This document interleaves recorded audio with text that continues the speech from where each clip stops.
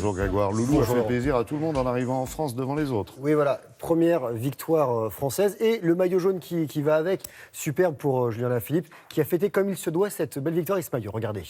Voilà, champagne pour le garçon et son équipe. Premier maillot jaune de sa carrière pour le natif de Saint-Amand-Montrond, comme vous l'avez dit tout à l'heure. 27 ans, numéro 1 mondial. Hier, 215 km entre Binche en Belgique et Épernay dans la Marne.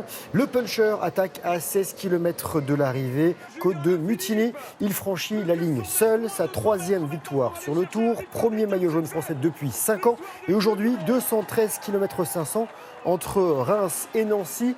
Pas de grosses difficultés, donc une arrestement au sprint, départ à 12h10. Il fait bon, c'est bien. Et à faire un peu chaud.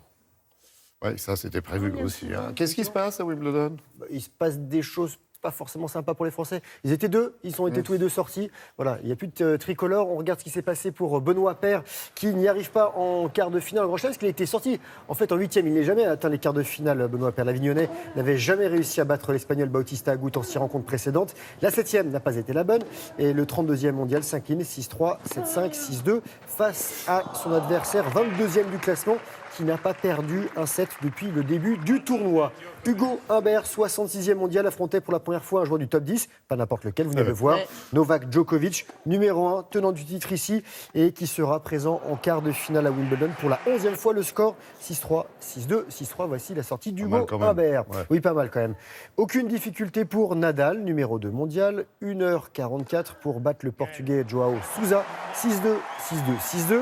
Victoire facile également pour Federer, numéro 3, face à l'Italien Berrettini, 6-1, 6-2, 6-2.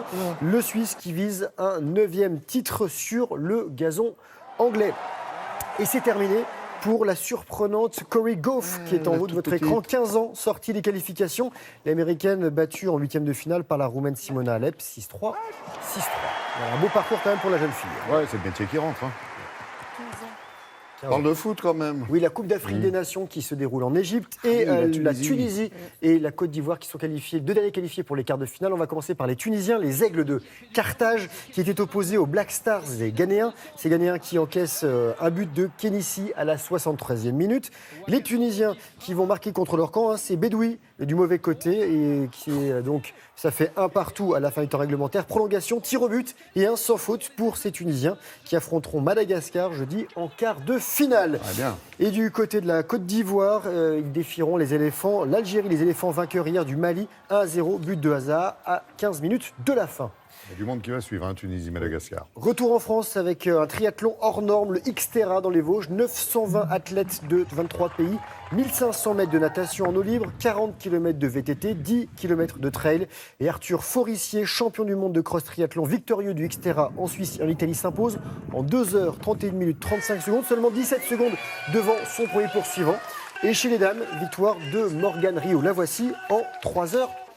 Et pour terminer encore une course, le très sérieux championnat du monde de portée de femmes en Finlande, 24e année, 12 couples au départ, voilà, avec 253 mètres et un obstacle, 1 minute 10 pour les meilleurs, à chacun sa technique. Celle qui fonctionne, c'est celle des Lituaniens Vytautas Kirkiliauskas et son épouse Neringa Kirkiliauskiene.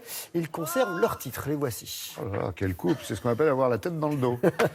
Merci beaucoup Grégoire.